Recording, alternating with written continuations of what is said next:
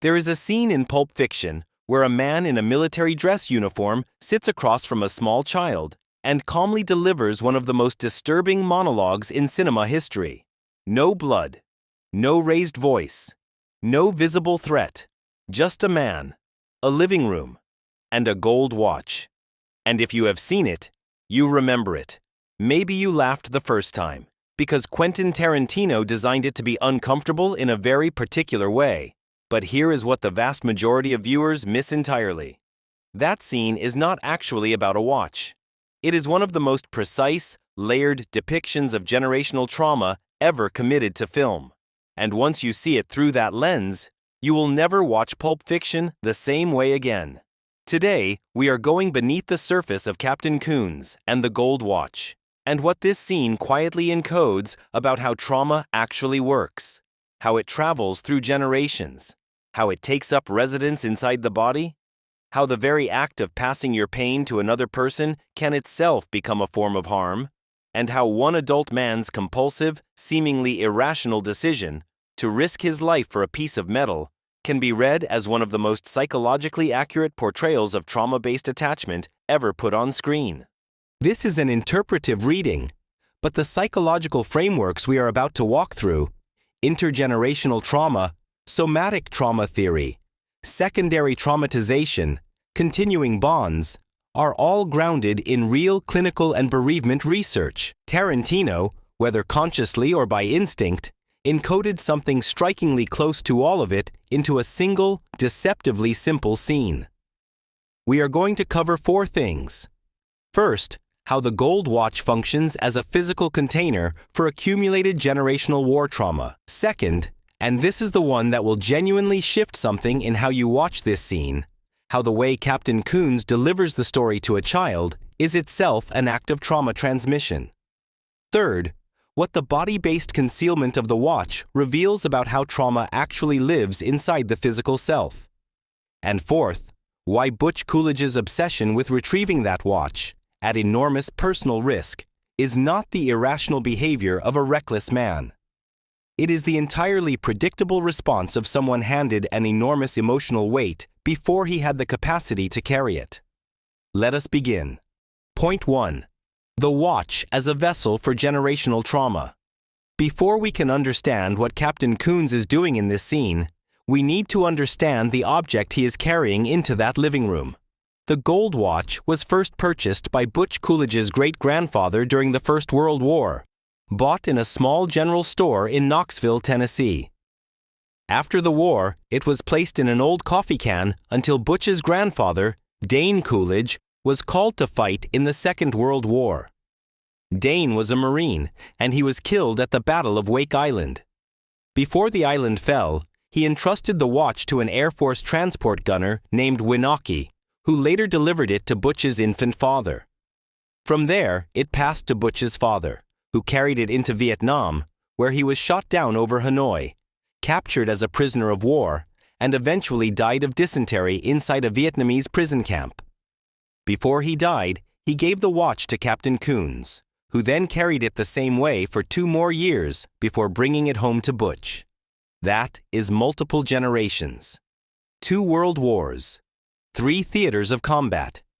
3 men who each suffered in ways that are nearly incomprehensible to those of us fortunate enough never to have experienced them. Now here is what makes this significant from a trauma psychology standpoint. The concept of intergenerational trauma, sometimes called transgenerational trauma, is well documented in clinical literature, while the biological and epigenetic mechanisms are still being actively studied and debated. Research on Holocaust survivors and their descendants, on the children of combat veterans, on communities that have experienced collective violence, points to the same broad reality. Trauma does not simply end with the person who experienced it. It can travel through stories, behaviors, relationships, and family systems, and sometimes attach itself to objects. The gold watch is not a symbol of legacy in the sentimental greeting card sense of the word. It is a vessel. It has been physically present at some of the worst moments of these men's lives.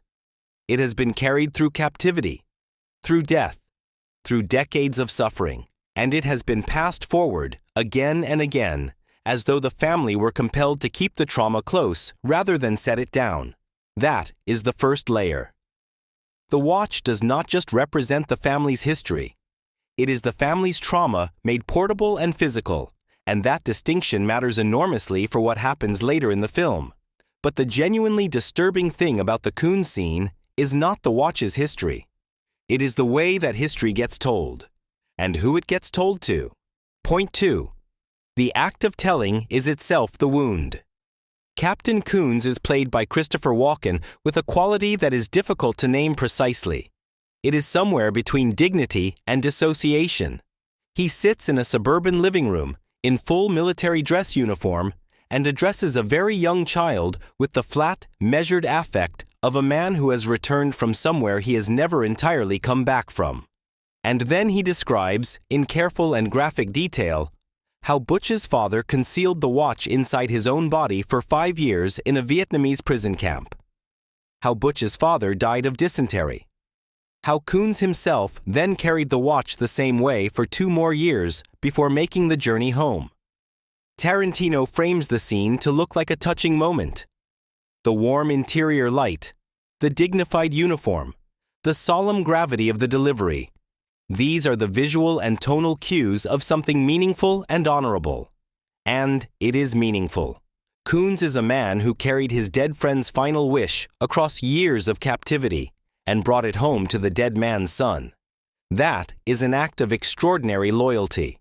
But Tarantino is simultaneously pulling a quiet, uncomfortable trick on the audience, and Koons, without knowing it, is pulling the same trick on young Butch.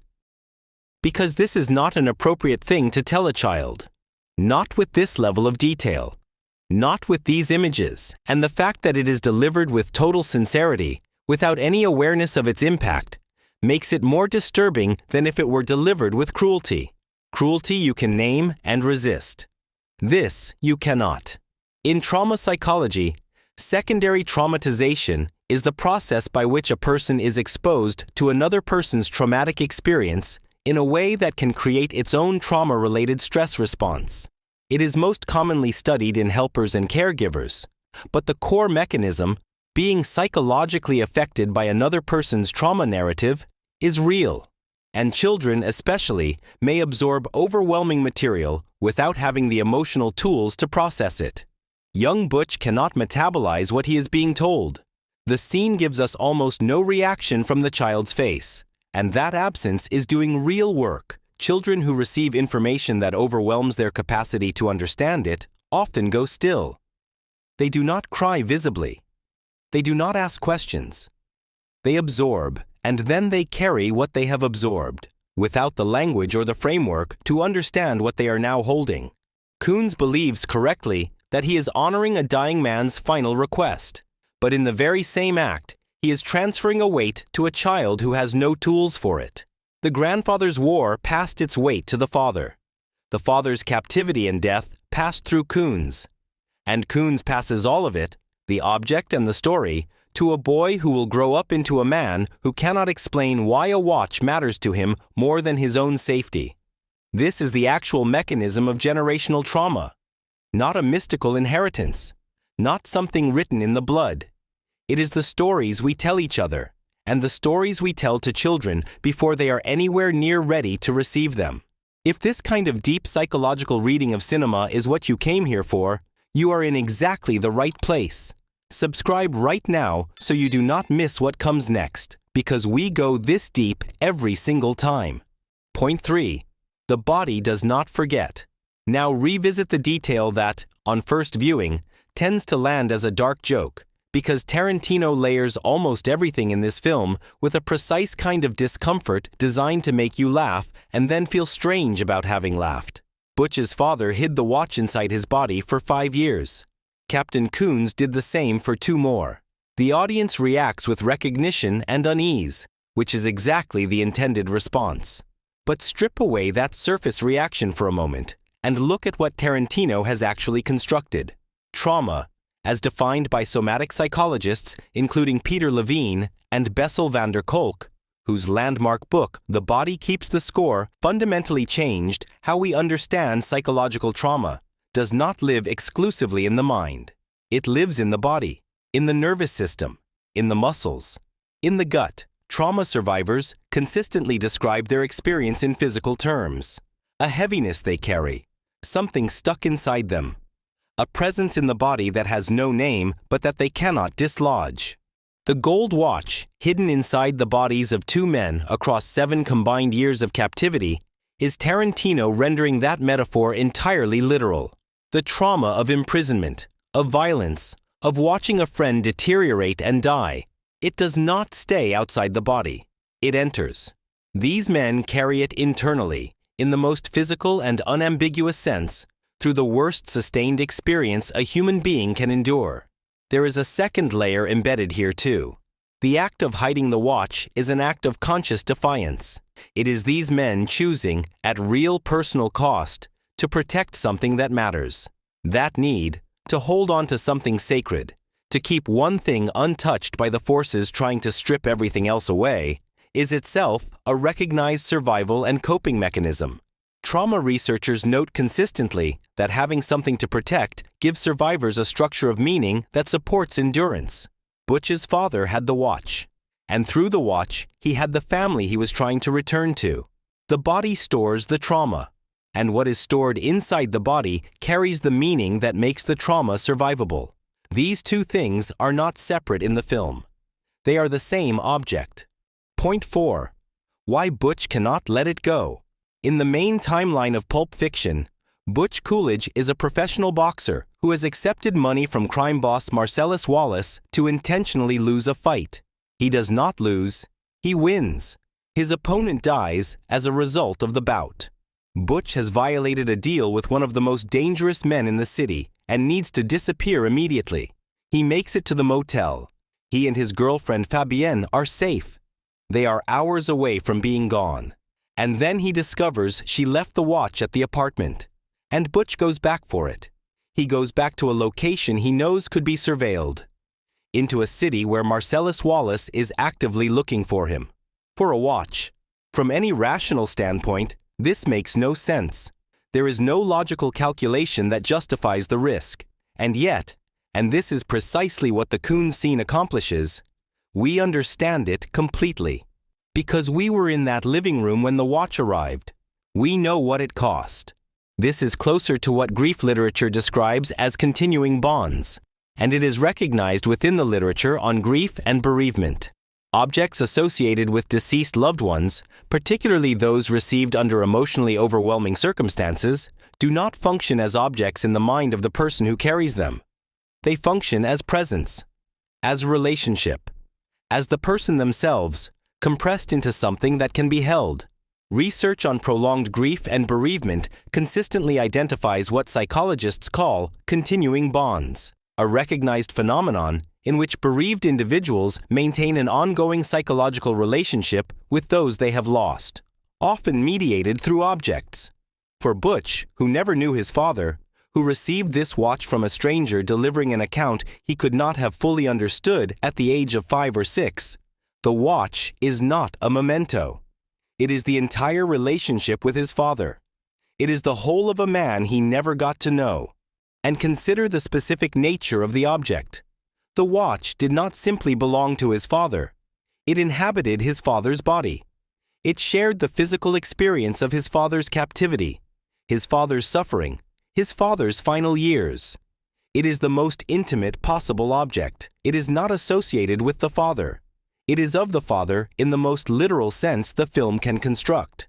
Going back for it is not a reckless gamble. It is the behavior of a man for whom losing that watch is experientially indistinguishable from losing his father a second time. It is the most human thing Butch Coolidge does in the entire film, and it was engineered by a scene that most audiences remember primarily as a dark joke about a gold watch. Let us bring this together. In a few minutes of screen time, Tarantino and Christopher Walken construct something most films never manage in 2 hours. A psychologically coherent portrait of how trauma actually moves through time. The watch carries the accumulated suffering of multiple generations across 2 world wars and Vietnam. The way Koons delivers that history, calmly, graphically, without apparent awareness of impact, to a small child, is itself a transmission of trauma. A secondary wound inflicted by a man who believes he is doing something generous and right. The physical concealment of the watch inside human bodies mirrors the somatic reality that trauma does not remain outside us. It goes inward. It settles. It becomes part of the physical self. And Butch's seemingly irrational behavior as an adult is the entirely predictable consequence of receiving an enormous emotional weight before he had any framework for carrying it. This scene is not a colorful interlude between story beats. It is the psychological origin point of Butch Coolidge's entire arc. Remove it, and his choices throughout the film become random. Keep it, and they become inevitable. That is what makes Pulp Fiction extraordinary at its best. Tarantino is not merely a filmmaker with an ear for dialogue and a gift for nonlinear structure. He is, at his most precise, a storyteller who understands that the most powerful forces in human life are the ones we carry without knowing we are carrying them. The inherited weight of other people's suffering, passed forward through stories and objects and silences, shaping everything we do long after we have forgotten where it came from. If this kind of analysis changes how you watch Pulp Fiction, if you want to understand not just what is on screen, but why it works, what it means, and what it reveals about human psychology, then subscribe. Every video on this channel is built to do exactly this. Go past the surface and find what is actually there. And if you want to see this framework applied to another iconic scene, one that uses an entirely different character and a completely different kind of silence to create the same slow, creeping sense of dread, the next video is waiting for you. It will change how you see that film too.